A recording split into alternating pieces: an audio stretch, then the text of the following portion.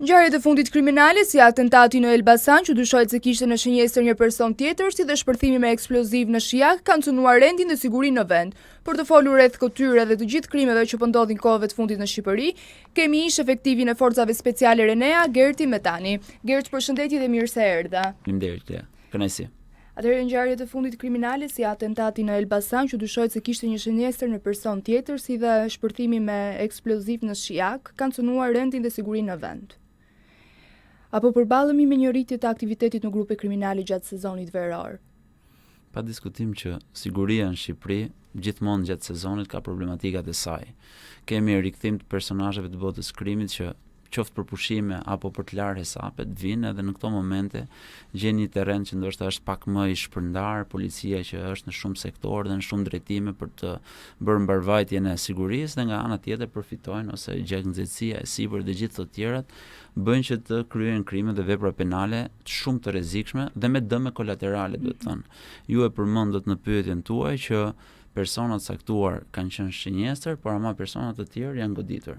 Dhe kjo është sa e rëndë aq edhe për të marrë masa, sepse kemi pasur raste të tjera ku në Memaliaj, në Shkodër apo në qytete të tjera ka pasur raste ku personat janë dëmtuar plagosje apo vrasje vetëm për shkak se kanë qenë në një vend të gabuar në momentin e gabuar, ku target ka qenë dikush tjetër prej atentatit. Dhe pa diskutim që këto duhet të jenë ngjarje që parandalohen. Policia kriminale dhe strukturat e saj në varësi, vëzhgimi, infiltrimi dhe të gjithë mjetet dhe mundësitë e tjera që ka policia duhet të vijnë në zbatim për të marrë masa që ngjarjet e tilla të mos ndodhin, sepse jeta është e shenjtë, çdo kush punon që jeta të jetë të vazhdojë dhe të mos bjerë prej e këtyre sulmeve, dhe për këtë arsye pa diskutim që parandalimi dhe jo vetëm hetimi apo zbardhja e situatave duhet të jetë në epiqendër dhe në majën e piramidës së organeve të policisë së shtetit. Pse duket se gjatë verës krimi bëhet më aktiv? Të jep përshtypjen për shkak ndoshta edhe të rrethanave ekonomike, pra lëvizje të reja, çështja e turizmit, grupe kriminale që duan të tregojnë atë forcën e tyre, sidomos në periudhat që nuk janë periudha zgjedhore, dhe këtu po e kaloj nga çështja e sezonit në periudhat të fushatave elektorale. Gjatë fushatave elektorale ne kemi parë gjithmonë grupe kriminale që bien në një pasivitet dhe një gjendje qetësie. Në dakordsi ose jo me strukturat politike, kjo është për një studim më vete. Po gjithsesi është e kundërta e sezoneve turistike, sezone që sjellin dëmtime, plagosje, vrasje në pjesët bregdetare, në hoteleri, hesape të pambyllura apo persona që rikthehen nga emigrimi dhe këtu pastaj vazhdojnë ato planet e lëna për gjysmë. Më tepër se sa për sezonin do thoya që është çështje e kulturës së botës së krimit shqiptar, që nuk i lë hesapet pambyllur dhe mezi të shpret momentin që të bëj ato goditjet edhe të marrë hakun e vet. Si e vlerësoni reagimin e policisë së shtetit në këto ngjarje? Policia e shtetit është një polici e dobët, është fragjile, është vulnerabël. Është një polici që organizohet minimalisht, që resurset edhe burimet e saj i keq përdor. Ka nxitur edhe promovon klimën e nepotizmit, korrupsionit edhe lidhjeve politike për të bërë ecuri në karrierë, ndërsa punojësin bazë, atë punojësin që bën punën e hetimit apo që dërgon ato informacionet kriminale apo që është gjatë gjithë kohës në terren, shpesh herë dekonspiron, e tradhton, nuk e promovon, e emëron ose e transferon shumë herë më larg se sa vendodhja apo lokaliteti ku mund të bëj punë të mirë, dhe për këtë arsye prej kohësh, prej vitesh, po edhe tani që po flasim vitin 2026, policia e shtetit keq menaxhohet. Ju keni qenë dhe pjesë e forcave speciale Renea. Si e vlerësoni sot punën e kësaj strukture? Pa diskutim që Renea është struktura elite e policisë shtetit. Pak njerëz të stërvitur për të qenë polumbar, vëzhgues, grupe të ndërhyrjes, me mjete dhe me metoda speciale, siç e kanë edhe emrin SWAT, nga anglishtja që përkthehet metoda dhe armë speciale për të ndërhyrë në terrene si toka, ajri apo uji, me persona që stërviten dhe sakrifikojnë shumë për të bërë detyrën finale. Pra, Renea është struktura që shkon aty ku asnjë strukturë tjetër e policisë së shtetit nuk shkon dot më. Nëse të gjitha nuk e kanë zgjedhur, pengmarrje, grupet armatosura, arrestime të nivelit lartë apo shumë të rrezikshëm, Renea është aty për të ndërhyrë dhe për të dalë me sukses. Dhe në shumicën e shërbimeve pa diskutim që Renea del me sukses, sepse prej vitesh është krijuar kultura e punës dhe grupet janë forcuar. Por edhe Renea vuan keq menaxhimin e policisë shtetit. Shpeshherë drejtuesit janë drejtues që zgjidhen për shkak të lidhjeve politike dhe lidhjeve të ngushta, lidhjeve të shkurtra që kanë me drejtuesit aktual të ministrisë apo të politikave të sigurisë që ka partia në këtë rast. Dhe meqense po flasim për Partia Socialiste që për vitin 2013 e dominon pjesën e sigurisë. Pra, Renea është një strukturë jashtëzakonisht elit, ka probleme të theksuara si në paga, si në armatim, si në mjetet blinduara, edhe në promovim për ecurinë në karrierë. Renea sot nuk është ajo Renea që ne trashëguam nga forcat speciale gjermane, duhet thënë që dikur forcat Renea stërviteshin nga forcat GSG-9, që janë forcat elit gjermane, dhe ato lanë një strukturë dhe ato bën një organizim që ishte shumë i denjë për promovimin e forcave speciale dhe për promovimin e burimeve njerëzore. Por sot ato forca vuajnë të njëjtat halle që kanë strukturat e tjera të policisë. Do me thënë Renea nuk ka të njëjtin reputacion apo të jetë efektive siç ka qenë vite më parë. Duke qenë se unë jam nga familja e Renes, pa diskutim që nuk më nxë goja të them që nuk ka të njëjtin reputacion. Dhe zemra ma do që të flas shumë mirë dhe me superlativa. Realiteti është tjetër. Renea shpeshherë vuan për fishek, bazën materiale për të zhvilluar qitjet dhe trajnimet, vuan për trajnime cilësore, vuan për transparencë edhe për zgjidhje të analizave dhe të sukseseve që do e çonin shumë herë më përpara. Renea vuan edhe nga dekonspirimet. Renea vuan edhe nga nepotizmi. Renea vuan edhe nga përzgjedhja e komandantëve që nuk kanë lidhje organike me trupën e shërbimit. Renea ka pas plot raste kur ka vuajtur dhe për veshmbathje. Dhe shpesh herë është bërë artikull në media se si ka mundësi që një grush njerëzish që janë forcat elit të vuajnë dhe për veshmbathje, për gjën më minimale. Dhe më flasim pastaj për armatimin e rënd, blindat, helikopterët apo strukturën e trajnimit. Pra, Renea ka reputacionin, sepse ky reputacion është ndërtuar që në vitet 90 dhe janë gati 36 vite. Por pa diskutim, në forcat Renea ka nevojë për mirësime të jashtëzakonshme që të kenë mundësi të jenë në nivelin e forcave speciale si Raids në Francë, Zhizheni, po ashtu në Francë, GSG-9 në Gjermani, apo forcat e tjera. Sepse ne po pretendojmë të jemi një vend europian, Bashkimin Evropian, një vend që i përgjigjet qytetarëve dhe ti ke vetëm një strukturë speciale e cila mbron që nga kryeministri deri te qytetari më i thjeshtë. Dhe në momentin që ti nuk e ke të mirë kopsitur, të mirë trajnuar, në rastin më të parë të një rreziku imediat, do të shedoj. Dhe ky reputacioni që ne po flasim tani dhe që unë dua ta mbaj lart me superlativa, do tregoj që nuk është aty ku duhet. Siç në disa raste të tjera, Renea nuk ka dalë me sukses. Pse? Sepse këto mangësitë e vogla që unë i përmenda nuk korrigjohen dhe nuk rregullohen, sepse disa njerëz aty nuk e kanë vullnetin ose nuk e kanë vizionin për ta bërë. Po propaganda nuk është e tilla, ka depozituar korrupsioni dhe aty? Si nuk është e tillë propaganda? Propaganda nuk sot që thot se ka investuar për forcat speciale. Propaganda politike qeveritare është që ne kemi bërë një polici model, një polici që ja kalon policisë së vendeve më të mira europiane. Ne kemi një propagandë që thot... A ka deportuar korrupsioni dhe aty? Më lejoni të shkoj deri aty. Propaganda thot që ne kemi drejtuesit më të mirë formuar. Propaganda thot që ne nuk kemi listën ngrit pastrimit parave, që ne nuk kemi korrupsion, që ne nuk kemi dekonspirime. Krejt ndryshe nga raportet e Komisionit Evropian, krejt ndryshe nga raportet e Eurojustit, OSBE-s apo strukturave të tjera. Korrupsioni, pa diskutim që ka pas plot raste që ka deportuar në forcat speciale Renea. Kemi plot grupe kriminale që kanë dashur ose ja kanë arritur qëllimit që të deportojnë me anë të personave të tyre në këto forca speciale. Dhe mjafton të googloni dhe të shikoni artikujt e ndryshëm që janë publikuar për fat mirë dhe janë denoncuar në media për të parë raste skandali se si personat caktuar kanë pas akses në forca speciale në strukturën më elit të vendit, që është maja e sigurisë kombëtare kur vjen puna për sigurinë publike. Se për sigurinë kombëtare pastaj mund të flasim edhe për strukturat e tjera. Për sigurinë publike ajo është maja. Dhe ky korrupsion, po, është e vërtet, ka shkuar deri aty. Unë e përmenda pak më parë, ka shkuar edhe nepotizmi. Ka shkuar edhe lidhja partijake, ka shkuar edhe emërimi. Dhe kur ju thash për komandant që nuk kanë lidhje organike me trupin e shërbimit, ju fola për persona që bëhen zot shtëpie në një strukturë që nuk ja kanë iden se si është ja nisësh që nga fillimi. Është sikur unë të vi sot këtu dhe të bëhem kryeredaktori juaj, që nuk do të qëndronte në asnjë moment. Pse?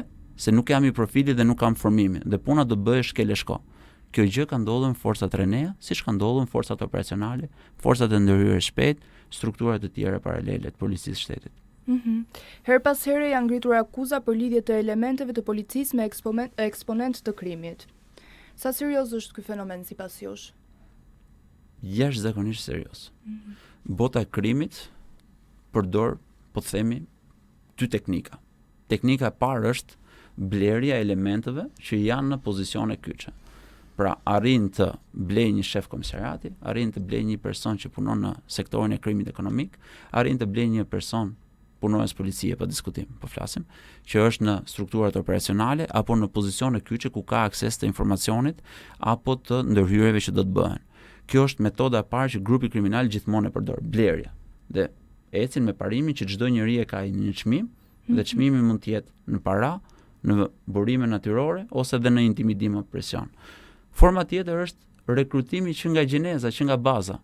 Grupet kriminale, ushtarët e tyre, njerëzit e tyre, i infiltrojnë akademinë e policisë, certifikohen, bëhen punojës policie dhe më vonë ushtrojnë ndikimin e tyre për të çuar këto persona në raste konkrete.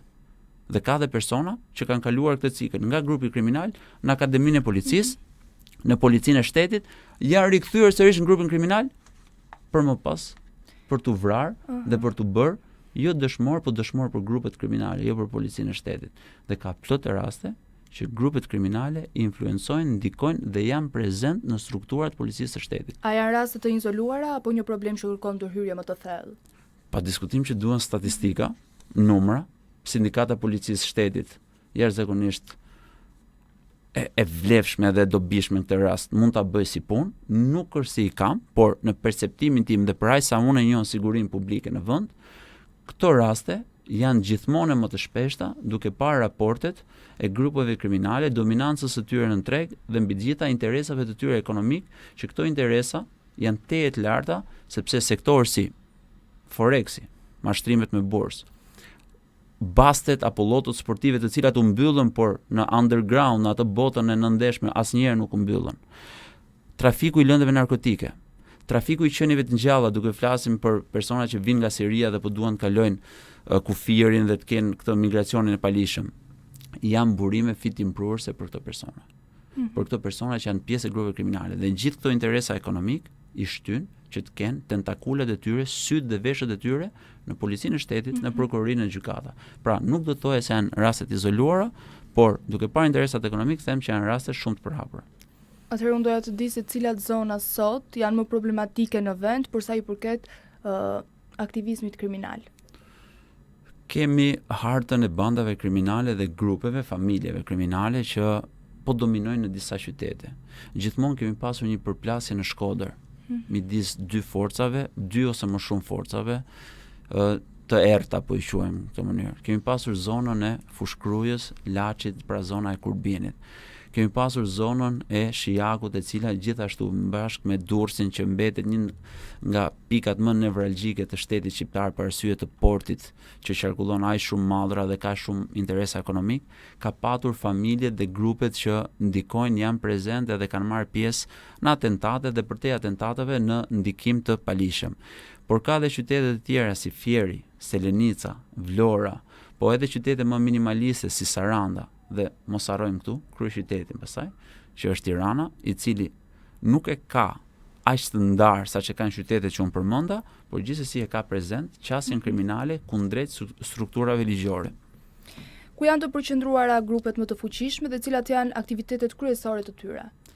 Grupet më të fuqishme unë përmenda më sipër që janë në këto qytetet ku kanë interesat ekonomike. Pra nëse flasim për Durrësin, pa diskutim që interesat janë shumë të larta për arsye të portit dhe dihet që në një port ti ke mundësi të presësh dhe të dërgosh qoftë lëndë narkotike, po edhe përtej lëndëve narkotike. Por ama duhet thënë që ne jemi pik kalimi e heroinës sot dhe pik kryesore për çështjen e kokainës në Europë. Pra pikë kalimi për heroinën në Europë edhe pikë importi dhe eksporti për çështjen e kokainës. Gjithashtu kanabisi që ka qenë vite më parë, por edhe tani pak më i minimizuar, kërkon kalimin e kufinjve dhe pa diskutim kufinjt gjithmonë janë çështje kyçe po themi. Dhe këto grupe janë shpërndarë në Shkodër, në Vlorë, në Durrës, pa diskutim në Tiranë, që është një aktivitet shumë i madh. Unë e përmenda prej kohësh ne jemi po themi në sensin e gjës hetimeve nga institucionet europiane të cilat hetojnë strukturat në Shqipëri për mashtrime të qytetarëve europian me bursat fiktive. Dhe ky është ai forex i famshëm që e përmendim gjithmonë, që gjeneron shumë para dhe ato parat në një moment caktuar injektohen dhe tentohen të pastrohen në sektoret ekonomik të ndërtimit dhe përtej. Atëherë një nga thashë themet që përmendet shpesh dhe kur njësitë speciale të policisë kanë bërë ndalimin e Ervis Martinaj, emri i njërit prej efektivëve është dekonspiruar brenda njësisë. Sa ndodh ky fenomen? Mund të jetë rast që mund të ketë ndodhur, do parë nga dinamika e ngjarjes, pa diskutim ju thash që dekonspirimi në policinë e shtetit ka patur. Dekonspirimet të këtij rasti konkret nuk di të them, po edhe nëse do dije diçka për cilin do rast nuk më lejohet të flas për arsye se un kam qenë pjesë e strukturës dhe struktura ruan anonimatin për gjithçka që është bërë në atë gjë. Pra, qoftë vetes time, qoftë anëtarëve të tjerë. Siç u përmenda pak më herët, jo ky rast, por raste të tjera janë artikuj në media ku persona që kanë punuar në forcat rene apo në policinë e shtetit kanë dekonspiruar. Mjafton të shikoni mediat e shkruara, po qoftë edhe mediat e tjera që i kanë cilësuar dhe i kanë analizuar si raste. Pra janë raste që kanë ndodhur edhe ndodhin. A mendoni se grupet kriminale kanë ndryshuar mënyrën e veprimit, duke përdorur më shumë aleate, apo mënyra të tjera, ashtu siç janë vrasësit me pagesë? Vrasjet me pagesë ose vënësit e tritoleve, tritole, apo persona të tjerë që rekrutohen për të bërë vepra penale, janë gjithmonë në strukturën dhe në hierarkinë e forcave speciale. Pra, të forcave kriminale. Se kemi gjithmonë atë shpirtin të forcat speciale. Forcat kriminale tentojnë që të kenë njerëzit e tyre dhe t'i çojnë kudo për të bërë qoftë gjobvënien, qoftë presionet apo përfitimin e palishëm. Nëse mund të themi kanë ndryshuar apo jo, ato përshtaten me kohën dhe ne kemi një tendencë të krimit që shpeshherë bashkëpunon me politikën, po do parë i dy kashëm, pra politika që përdor krimin apo krimi që përdor politikën. Nëse do analizonim rastin e Shqipërisë, mendimi im personal është që këtu politika e përdor krimin. Dhe ne nuk jemi një Palermo e viteve 80-90, por jemi një Shqipëri e 2026-s ku forcat politike për interesat e tyre elektoral apo interesat e dominimit të vendit në shumë sektor përdorin grupe të caktuara kriminale për të arritur drejt qëllimit final që kanë. Çfarë tregon kjo për nivelin e organizimit të tyre?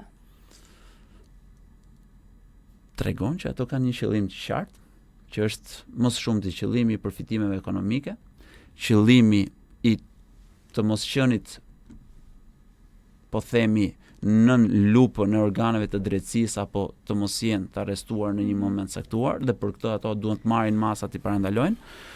Tregon që ato sofistikohen, përshtatet me viten ku jetojnë. Pra, nëse unë i përmenda tregtimin e heroinës, si lëndë narkotike në vitet 90, sot është tregtimi i kokainës. Nëse dikur lojrat e fatit apo lojrat e palishme të fatit apo çështja e mashtrimeve në bursë nuk ekzistonin, por kishte dinamika të tjera që ishin më prezente, sot këto grupe përshtaten me këto aktivitete. Për këtë arsye them që përshtatja e tyre vjen me kohën dhe ato bëjnë gjithçka të jetë mundur që të jenë në dominancë si çdo forcë tjetër. Qeveria tenton të dominojë qenë politike, bandat kriminale tentojnë të dominojnë qasjen kriminale fitimprurse në favorin e tyre. Me që përmende lojrat e fatit, ato gjendet ndonjëherë Ervis Martinaj? Drejtësia është me shumë organe dhe në momentin që dikur mos gaboj ministri i brendshëm dha një afat, mos gaboj ka qenë Tauland Balla, që dha një afat 100 ditor dhe mbrapa nuk e realizoi, atëherë është në turpin e tyre, po themi, që një qytetar i Republikës së Shqipërisë të mos zgjendet. Dhe pa diskutim që organet si prokuroria, gjykatat, policia e shtetit, organet e tjera ligjzbatuese si shërbimi informativ shtetëror duhet të japin llogari të paktën për familjarët dhe t'i thonë se ku është dhe çfarë ka ndodhur. Si do të jetë situata. Pra kjo gjë i takon atyre. Dhe ne nuk jemi një shtet që po funksionon në anarki, po jemi një shtet që ka strukturat e tij dhe duhet i vërë në zbatim të çdo qytetari. Jo të rastit konkret, po të çdo qytetari. Pra këto duhet të ndryshojë policia e shtetit që të rikthej besimin tek policia si institucion dhe besimin e qytetarëve. Deri ditën që politika do të ndërhyjë në politikat e sigurisë, në politikat e Ministrisë Brendshme dhe drejtorët e policisë do të lëvizen për shkak të kimisë që kanë me ministrin e Brendshëm apo me kryeministrin, ne nuk do ta fitojmë kurrë besimin e publikut. Deri në momentin që do të punojmë me shumë standarde dhe jo me një standard që është ligji, pa diskutim që besimi nuk fitohet. Dhe deri ditën që nuk do të promovojmë elementet e duhur në postet e duhura, ne gjithmonë do të vojmë për siguri. Atëherë duket se Shqipëria gjithmonë më shumë ka një shtim të vajzave që punojnë si eskorta. Qofshin shqiptare apo të huaja, por kryesisht janë të huaja. Çfarë po ndodh me vendin tonë? Madje kam lexuar se me shtimin e vajzave të një pune të tillë ka rënë dhe çmimi. Nuk di ta them këtë pjesë, edhe kjo është tamam për një studim vete, por di që ka shumë organizata të shoqërisë civile që merren me këtë fenomen, qoftë edhe për shkak të parandalimit, siç ka edhe organizata të tjera që tentojnë në legalizimin e prostitucionit në Shqipëri. Mendimi im për sa i përket sigurisë është që po ka një qasje të personave me komsi të huaj që vinë dhe punojnë dhe e ofrojnë këtë shërbim në shtetin shqiptar, siç ka edhe vajza shqiptare që ofrojnë këtë shërbim, është i palishëm dhe si çdo gjë e palishme, pavarësisht hipotezave ose dëshirave për ta strukturuar apo për ta ligjëruar, ndodhemi përpara faktit që është një shkelje e ligjit dhe policia e shtetit sa herë ka mundësi merr masat kundrejt organizatave ose grupeve që krijojnë këto pikat e shfrytëzimit të prostitucionit që mund të jenë qoftë me persona të huaj ose me persona shqiptar. Analiza është më e gjerë, është më komplekse, pse ndodh, sa ndodh, si variojnë çmimet, a jemi ne shteti me çmimet më të ulta, më të larta, kush i ofron këtu, kush i ofron në vendet fqinje si Kroacia apo Greqia, po flasim gjithmonë për vende mbretërore. Po kjo është një pyetje që çfarë po ndodh? Nuk di të jap një përgjigje konkrete se pse janë shtuar, do të thotë që ka kërkesë. Dhe si çdo gjë që është kërkesë ofertë, do të thotë që këtu po kërkohet diçka dhe nga ana tjetër është ky grupi që ja bën ofertë këtij popullit tonë shqiptar ose turistëve. Policia duhet të jetë më e rrept ndaj këtij fenomeni, se mund ta quaj fenomen këtë. Pa diskutim që është fenomen dhe policia nuk ka nevojë as të jetë më e rrept apo më pak e rrept. Policia thjesht duhet zbatojë ligjin. Dhe në momentin që kodi ynë penal thotë që kjo është një vepër kundër ligjit, policia e shtetit me të gjithë organizmat e saj duhet ndërmarrë hetimet i vëri përpara përgjegjësisë. Mungon? Ka raste që mungon, ka raste që favorizohet, ka raste që favorizohet nga kush? Shikojmë që goditen grupet e huajave të vajzave që janë më tepër prezente këtu. Pra ato shoqërohen, ndalohen ose përfundojnë në arrestim, vajzat shqiptare mund të tolerohen dhe është kjo tendenca e përkrahjes, po themi minimale. Eskortat, përkrahi me eskortat shqiptare po thua? Policia e shtetit, në shumë nga aksionet e saj të fundit, ka goditje të drejtë për drejtë ndaj vajzave të huaja. Kjo nuk do të thotë që ka toleruar pjesën shqiptare. Dhe këtu flas pa përgjegjësi se nuk është se unë jam drejtuesi i policisë dhe këto aksione i kam ndërmarrë unë dhe kam bërë gjë. Informacion saktë? Por informacioni është aty ku duhet dhe pa diskutim që këto vajza nga të dy krahët goditen si të palishme, si të kundëralishme. Pse është përhapur? Atëherë në mënyrë qesharake për batut për rëni, po themi është kërkesë ofertë dhe me kaq besoj mjafton. Prandaj ka rënë çmimi mbase. Po ku ka shumë, normalisht do bjerë çmimi. Atëherë edhe një pyetje të fundit për krimin, se dolëm pak jashtë temës, por që edhe eskorta do doja ta përmendja sepse është fenomen që është prezent, pa diskutim. Është mjaft e rëndësishme. Nëse flasim për sigurinë dhe duhet të ekskluzive për eskortat. Po unë nuk jam në sektorin e tyre që të flas me një gjë ekskluzive, apo nuk është se ka mund të hequr operacione kundrejt eskortave. Ju duhet ta dini, në momentin që keni një të ftuar nga ish forcat Renea, që personi nuk është marrë dhe Renea nuk merret me këtë grup. Nuk merret Renea me grupet e eskortave. Pa diskutim, ju duhet vini e përgatitur në emision dhe duhet i dini kush janë 5 pikat me të cilat merret Renea. Atëherë, po patjetër, E keni detyrë shtëpie për herën tjetër. Do ta zbatoj. A kemi të bëjmë me një valë të re të krimit të organizuar, apo këto ngjarje janë të shkëputura? Krimi organizuar ose ai krimi transnacional që ne gjithmonë e quajmë, është në Shqipëri, është i faktuar nga raportet e shërbimit informativ, është i faktuar nga raportet ndërkombëtare, shikojmë paranë që lëviz në disa shtete, shikojmë lëndën narkotike që lëviz në disa shtete, shikojmë personat që tentojnë të strehohen ose të gjejnë atë ekstradimin në vende ku janë të mbrojtur dhe pa diskutim që ne jemi pjesë e një rrjeti global ndërkombëtar të trafikut ndërkombëtar. Edhe një pyetje të fundit për aktualitetin, jemi në ditën e 52 të protestës. Nuk e di se sa shkon në protestë, sa e shikon protestën nga afër, sa e përjeton. Unë dua të di saktësisht çfarë do bëhet me protestën, do vijojmë, si e shikoni ecurinë e saj? Unë jam një protestues i rregullt që nga dita e parë. E mbështes fizikisht, prezent atje në bulevard, bashkë me bashkëshorten dhe me djalin tim, me miq dhe me shokë të tjerë që kam rrethin tim, e mbështes virtualisht, e mbështes në çdo formë të mund, e mbështes edhe nëpër banaqe televizive ku jap mendimin tim dhe them që kjo protestë është ajo çka i duhet shoqërisë shqiptare për të treguar përgjegjësi, për të treguar që në këtë vend shumë nga qeverisjet që janë bërë nuk janë aty ku duhet dhe forca jonë e drejta jonë kushtetuese është që ne përmes zërit ton protestues të jemi aty dhe të kërkojmë që personat që kanë vulën, firman apo tagrin për të menaxhuar fondet tona publike të japin llogari. Dhe këtë gjë bëjnë qytetarët çdo ditë në orën 7 dhe përmes organizimeve sa kreative, aq edhe që qasen me ligjin, sepse kemi padi, kemi kallëzime, kemi denoncime, kemi investigime, tentojnë të zhbëjnë një regjim i cili po ja vështirëson jetesën e përditshme kujdo, qoftë nga ana shëndetësore, qoftë nga ana policore, qoftë nga ana sigurisë për cilën ne folëm deri tani, nga ana sportit apo në shumë aspekte të tjera.